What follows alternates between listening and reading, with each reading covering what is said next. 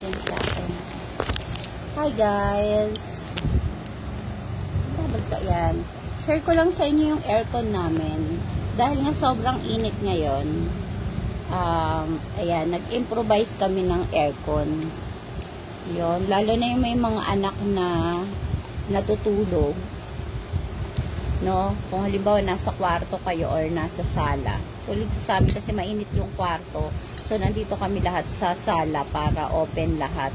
Open yung bintana, open yung pintuan. Tapos, naglagay pa kami nitong yelo. Tapos, etong yelong to, sa air cooler namin to. So, mas matagal siya na matutunaw. So, yan. Ang singaw niya para kang naka-aircon. So, diba, sa halagang 10 piso lang o 5 pisong yelo, magiginhawahan ka na dahil sa init ng panahon ngayon. Ito ay gawa lang namin yelo. Pero kung bibili ka ng yelo, 10 piso, siguro matagal-tagal na yan. So, kung ikaw din ay naiinitan ngayon, gawin mo na tong DIY aircon para maginhawahan. Kaya tapat mo lang yan sa ventilador. Tapos yung buga niyan ay nakaka-refresh. Lalo na kung may bata kang maliit na init, pawis na pawis, at naiinitan sa singaw ng ventilador dahil ang singaw po ng mga ventilador natin ngayon ay napakainit. Kaya gawin nyo na po itong DIY tip na yellow aircon para naka-aircon yung buwan niya. Hindi mainit yung singaw ng ventilador dahil tumatama siya dito. Kaya pag tama sa amin, malamig na siya. Diba? Sinare ko lang yan. Naisipan ko lang. Yan o. Ingatan nyo lang na hindi landiin o laruin yung tubig para hindi kumalat yung basa. Lagay nyo lang pala sa mababaw na lalagyan para yung lamig ay diretso na pumunta sa inyo. Hindi siya matakpan. So, ayun o. Ang lamig niya. Ito kasi mabilis matunaw yung yelo. Siguro kung may malaking yelo, mas makakatipid kayo at mas maganda yun. Anak, bili ka kayo ng malaking yelo.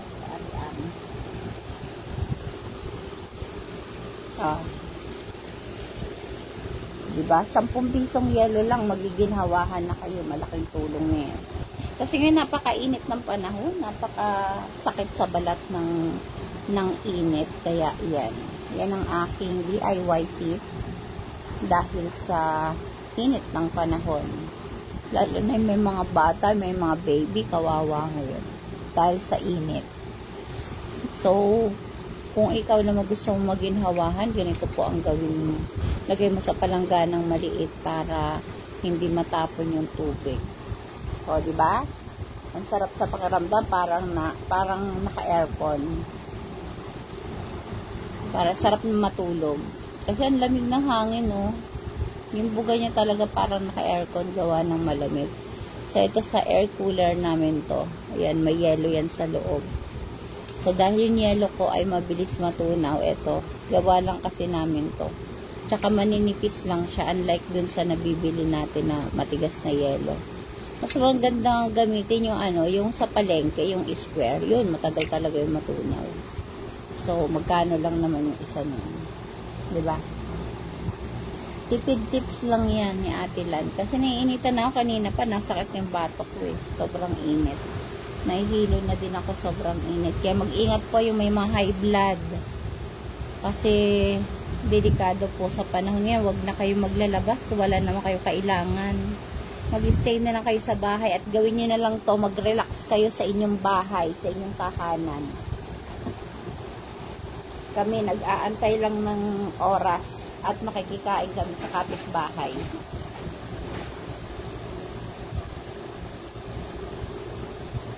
Wala ba tayong pagkain dyan? Nakikiamoy na lang tayo sa amoy ng kapitbahay. Amoy tokwa. Tokwa yan.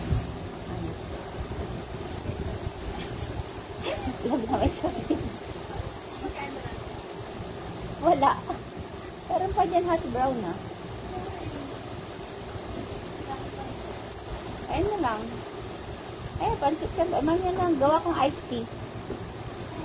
Ayun o, iced tea o. Dito ka anak, para malamig. Ate Perly. Kaya ito siya.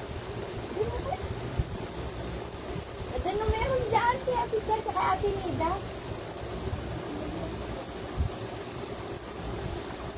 Kasi matutunaw na yung yelo natin. May stop na yung ating aircon. Nararamdaman mo dyan yung lamig. Diba?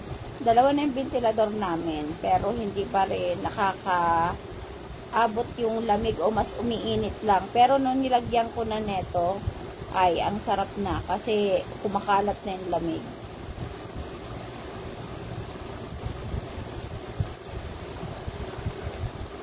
Tapos ano pa yan, bagong paligo ka, ang lamig. Huwag na mabilis na kasi matunaw. Hanap ka doon ng ganda, no? Kila Ate Juliet, meron yan.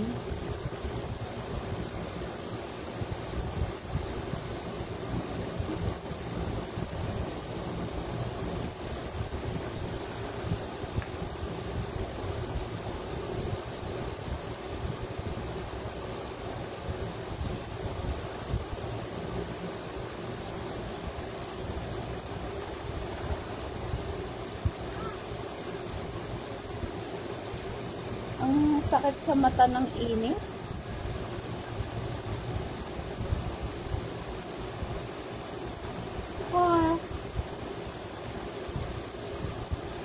Yung sinisipon na ako sa kakainom ng malamig. So yan ang lamig. Ang lamig ng tubig.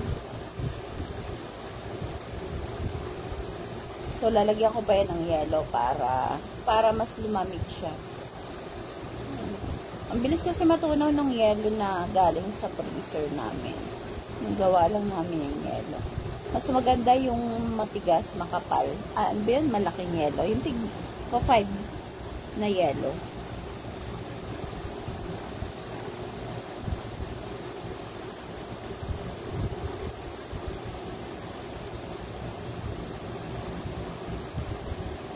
Ba't ganito ginagawa Tita Rain para mag-press down si Tia, no? Tapat sa air cooler.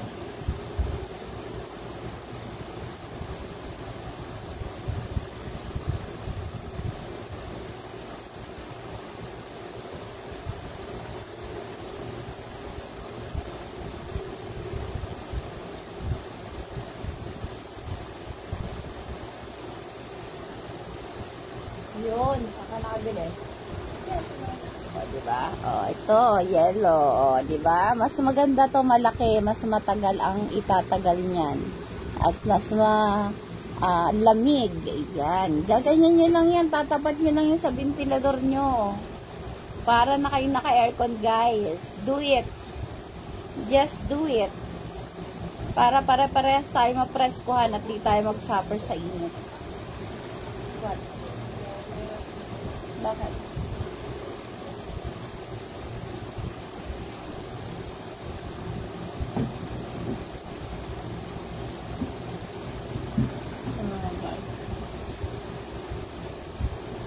Hello, sa ating viewers. What country?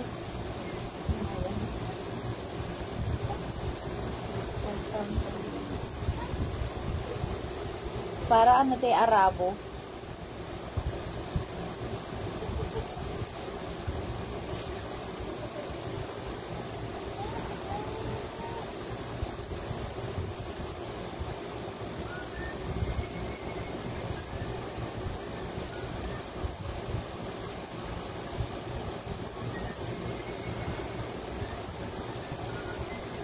O diba, ang sarap ng feeling, ang hangin, ang lamig. Ang lamig pala ng simoy ng, ano ba ang tamang term? Ang sarap sa pakiramdam kasi malamig yung simoy ng hangin. Yon na dala ng yelong ito. So kung ako sa inyo, wag na kayo magtiis sa binubuga ng ventilador nyo. Lagyan nyo rin ng yelo para mapreskuhan kayo. Para ma-experience nyo rin yung nararanasan namin dito na para kami naka-aircon. O, diba? Sa halagan, 5 piso lang na satisfied na kayo yung lamig na hinahanap nyo. Kasi nakakabanas yung init. Ang sakit sa katawan. Para kang patang-pata. Para kang, ewan ko, parang binugbog ka na ewan na hindi naman. Nakakapagod yung init.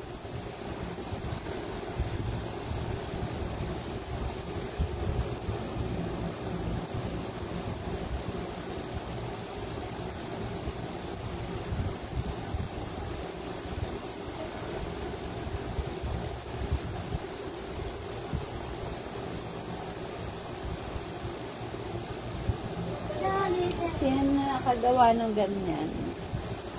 Diba? Yung iba nga nilalagay nila sa ano sa styro, tapos binubutasan nila. Yung nilalagyan nila ng yelo, yung styro.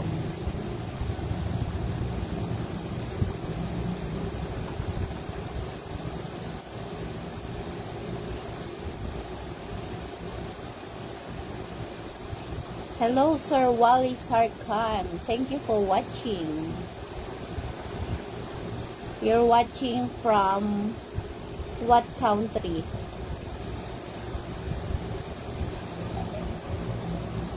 Bakit ka natatawa?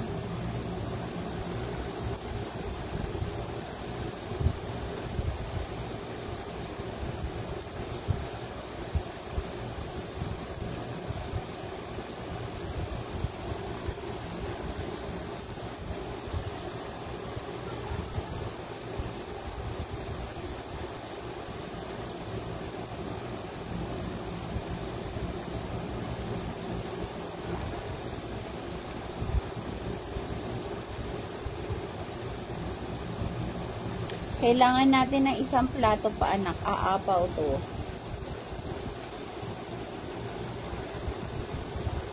Mababasa dito. Ito. Yung damit ni kuya, lalagyan natin.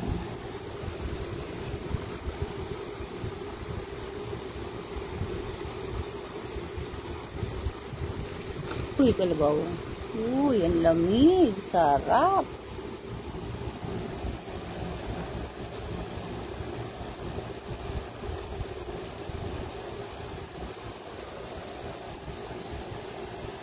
Hello, sa nanonood. Gawin mo na rin to para ma-experience mo yung lamig. Ang sarap po, para ka naka-aircon. So, ganito lang ang inyong gawin. Lagyan ng yelo ang inyong mga plato o palanggana para ang ibuga ng inyong ventilador. Tingnan mo, ang bilis matunaw ng yelo dahil sa init ng binubuga ng ventilador. Ito yung DIY aircon ng mga pobrela. Mga pobre nga tao. Ayan. Pero kung ikaw naman ay malakas-lakas, magpaypay ka na lang. No, ang sarap siguro yung mga tipong nasa ilalim ka ng puno ng mangga, ganyan, yung habang kumakain ka, tapos nalililiman ka, tapos paduyan-duyan ka lang. Sarap siguro ng mga ganong moment, no? Kaya maswerte yung mga nasa probinsya na nakaka-experience pa ng lilim ng puno. Kasi iba talaga yung dala ng may puno, yung lilim o yung hangin na nandun ka sa ilalim ng puno. Kesa sa dala ng tulad nito, ventilador. Ayun, ang init ng buga ng ventilador niya. Pero pagpunta dito, tapos pupunta sa amin, ang lamig na.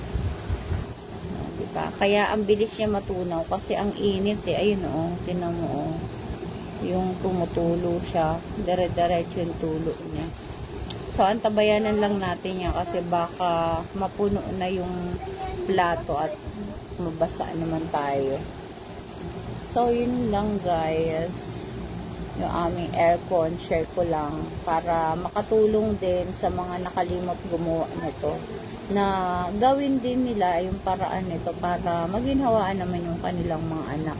Especially may mga baby na naiinitan sa panahon ngayon. Ganito lang po yung gawin nyo. Halagang 5 piso lang or 10 piso, mas maganda kung mas marami. Kasi mas maraming yelo, mas malamig. So yun na, huwag nyo po kayo magtiis ng init. Gawan nyo po ng paraan. Kasi marami pong mga nahi-heat stroke gawa ng init ngayong panahon.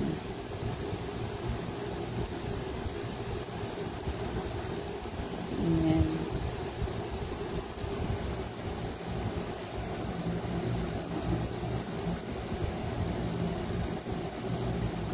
Ito mabilis din tong, wala na to. Ang bilis niya matuna, meron pa, may yellow pa siya. Ito din, may yellow pa. Matagal pala ito matunaw Lamig niya. So, kahit siguro ito dito na lang. Yan. para hindi siya makabawas na ano. Yan, oh.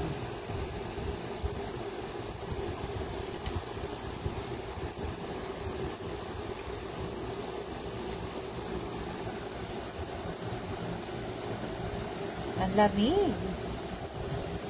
Para ko nasa ano, aircon talaga. Sarap tumambay. Naantok na ako, guys. Sarap matulog na kasi kanina hindi ako makatulog gawa ng ang init. Kahit nakatutok na yung ventilador sa'yo, dalawa na nakatutok sa akin, ang init pa din. Pero ngayon, naisipan ko lagyan ng yelo. Kaya, ang sarap na matulog.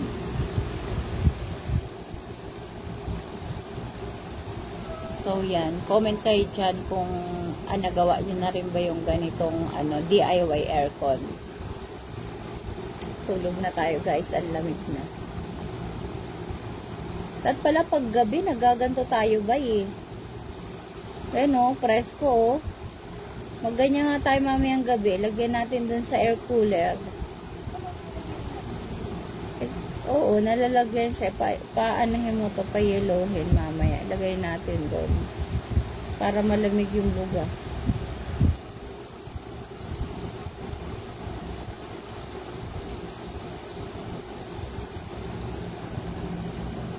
Ay, naku. Kakaano to. Kahit mainit, ang sarap matulog. Ano oras na? Ano oras na ba? Yun naman, ang sakit sa mata ng oh. Ang sakit sa mata ng init. You're so true. The truth in your name. Oh, you love me.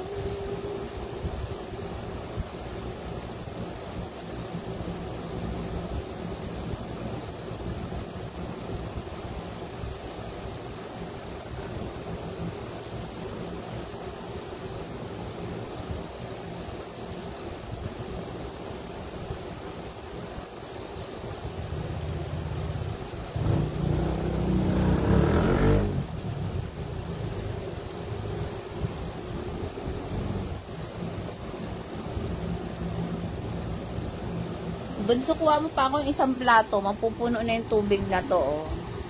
Nilipat ko siya.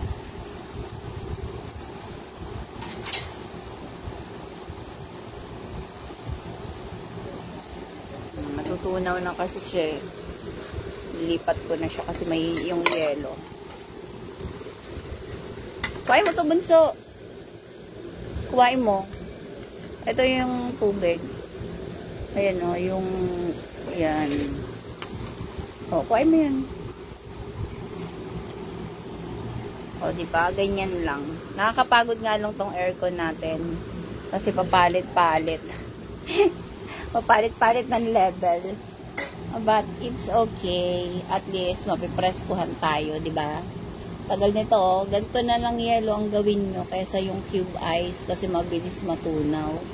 Ito, medyo matagal. Pero mas maganda kung hindi ito butas para hindi nalabas yung tubig. Yan ang lamig. Hawakan mo na lang. Ang bilis niya matunaw kasi ang init. Uy, lamig. Uy.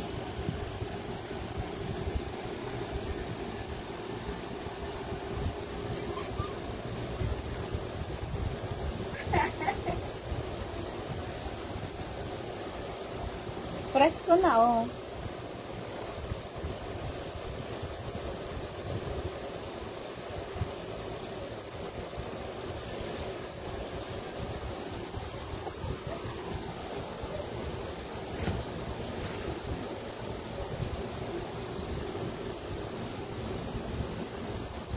Uy, ang sarap.